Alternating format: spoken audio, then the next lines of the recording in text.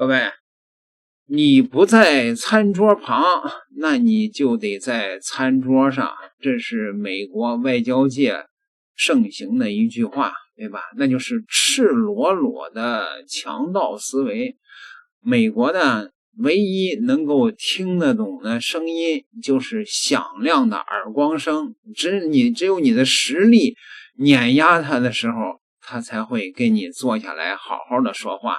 偉人不就曾經說過嗎？帝國主義是不講理的啊！當他真正的坐下來給你講理的時候，那是他實在沒辦法了。所以說現在呢，這個川普在訪華之前就放話說呢，要跟習近平談這個台灣問題，而這個放話的人是誰呢？就是被中國制裁入不了境的國務卿盧比奧。那盧比奧現在是不是正在向中國交投名狀呢？希望中國能夠批准他入境呢？中国會不會批准他入境呢？朋友們，5月5號的時候，盧比奧呢站在白宮新聞發布會的講台上，對着全球的媒體把一句話說的是清清楚楚，台灣問題將是川普北京之行的對話議題。他說呢，台灣可能列入此次會晤的討論議題，並警告在川普出訪前1周內不應該對台灣地區採取任何破壞穩定的行動。這是借盧比奧之口向全世界正式確認了這場即將到來的元首會晤的一個核心焦點嗎？這個信號我覺得夠強烈了吧，朋友們，是挺強烈的，是吧？盧比奧的原話還有一層值得琢磨值得你那個咂摸的地方。他說呢，中方了解我們在這個議題上的立場，我們也了解他們的立場。緊接着又補了一句，兩國都明白任何地區局勢的動盪都不符合雙方的利益。這話呢，聽着像是表達好意，可是你琢磨他前面那句不應該對台灣地區採取破壞穩定的行動，這到底是在說誰呢？解放軍的自家的家門口巡航也叫破壞穩定嗎？美國連續幾年賣幾百億美元的武器給台灣地區叫維護和平，是吧？話術包裝的再精美，也遮不住美帝骨子裡那套賊喊捉賊的邏輯咱們先看看這個時間線吧。3月25號，白宮的新聞秘書在簡報會上正式宣布，川普呢5月14號到15號訪華，而且呢，川普自己也發帖確認說非常期待這次訪問，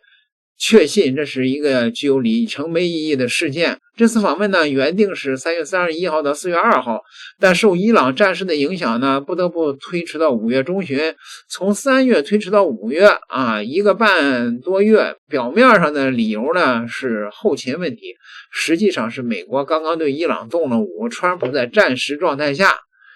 他不能夠離開，或者說是沒有戰勝伊朗的情況下，他沒臉去中國。那位說，那現在他戰勝伊朗了，就算是有臉了嗎？那不是咱們以前就說過嗎？對於這個結局，我們早就預言了，對吧？就是雙方各自跪下，雙方都宣布勝利了嘛。川普現在自己宣布勝利了嘛，是吧？所以舔着個臉的就去中國了。那麼盧比奧為什麼在這個節骨眼上主動把這個台灣問題挑出來公開講啊？因為如果沒有這個大禮的話，中方可能都不讓川普去。現在中方的反應那就很耐人尋味一般的來講，不是說兩國元首會面，雙方得敲鑼打鼓的提前好幾個月就舉行這種前期的这个輿論宣傳工作嘛。可是中國外交部的回應是馬上，這個還有10幾天那你看川普就到了北京了，然後北京回應我們正保持着良好的溝通，聽着就沒譜這個事兒是嗎？所以說你川普你不拿大礼，人家中国可能就不讓你去唄。4月30号，王毅外长同卢比奧通電話的時候，明確的強調，台灣問題事關中國的核心利益，是中美關係的最大的風險點，美方應該信守承諾，做出正確的選擇。這是王毅到2026年以來第2次和盧比奧直接溝通了，2次接觸，每一次中國都把台灣問題提到最優先的位置。盧比奧在5月5號的記者會上提台灣，與其說是主動的亮牌，不如說是回應中方早已發出的明確的要求。5月7號，也就是盧比奧表態2天之後，外交部的發言人林健在例行的記者招待會上被直接問到，台灣問題是否是中方首要的關切議題。林健的回應每一個字都很硬，台湾問題是中國核心利益中的核心，是中美關係政治基礎中的基礎，恪守一個中國原則和中美3個聯合公報是美方應盡的國際義務，也是中美關係穩定、健康、可持續發展的必要的前提。那麼現在呢，全世界都在議論了。路透社說，川普這位典型的交易型的總統，很可能為了換取大陸採購美国的飛機、農產品，在對台的政策上做出關鍵的調整。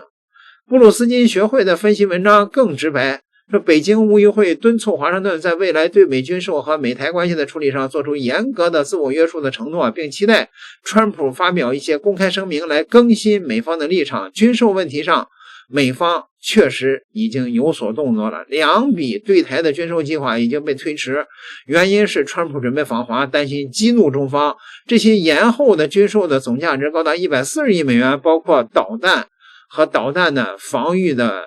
武器。而路透社披露呢，知情人士說呢，這筆交易正被川普摁住不放，等訪華以後再做決定。有人會問，暫停軍售是不是說明美國要放棄台灣這張牌了呢？絕對不是。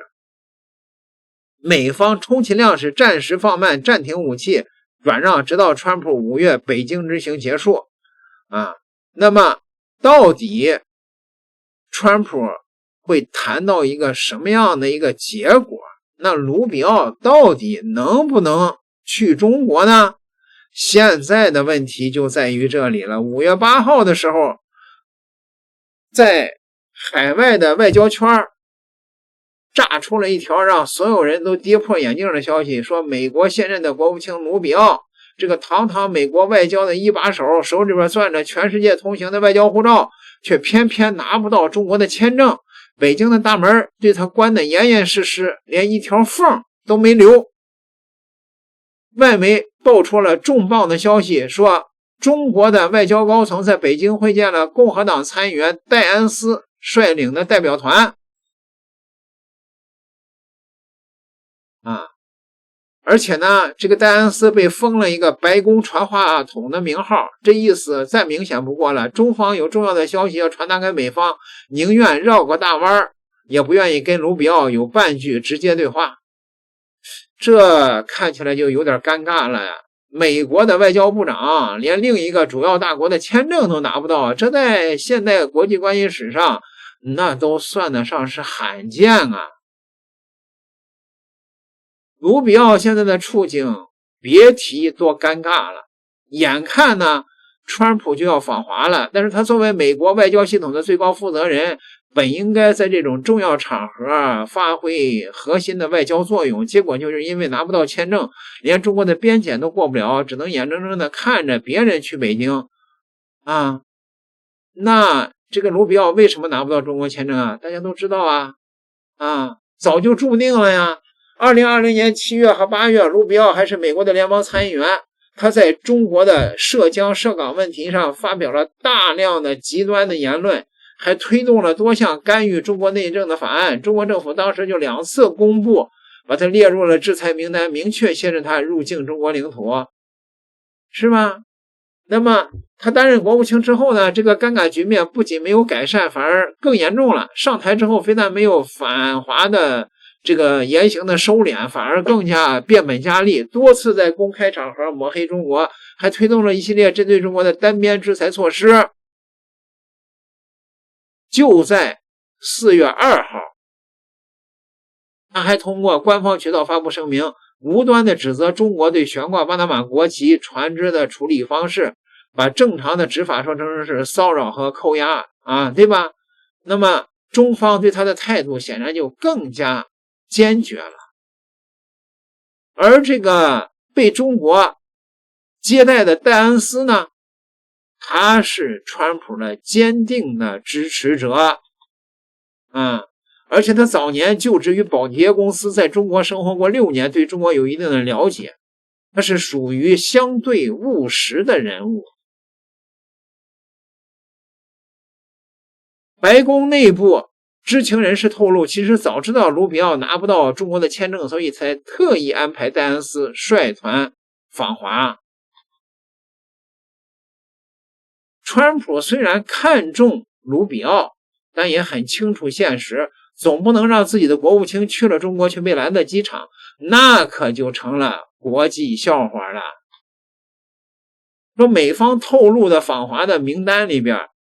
主要是英偉達、蘋果、波音企業的 CEO 組成的商界代表团，還有川普的少數的核心顧問，從頭到尾都沒有出現盧比奧的名字那有人說這個盧比奧能不能訪華呀？哎呀，這個事兒現在還不好說，知道吧？還不好說。那你要說這川普能幹得出來這事兒，他把這個盧比奧放在他的這個專機裡邊，要偷渡到北京，那你說北京讓不讓他下飛機呀？再一個了，盧比奧現在這不是給中国正在遞投名狀遞話嗎？虽然那個話說的讓中國對他很反感，他也說了，我这不是這次去那個我要跟談那個台灣問題嗎？我都說了，這個我跟着川普去談台灣問題，你都不讓我進門吧？有點那意思，各位，有點那意思啊！你們說他要是偷渡到北京，那中国該怎麼辦呢？點個訂閱，咱們下期再聊。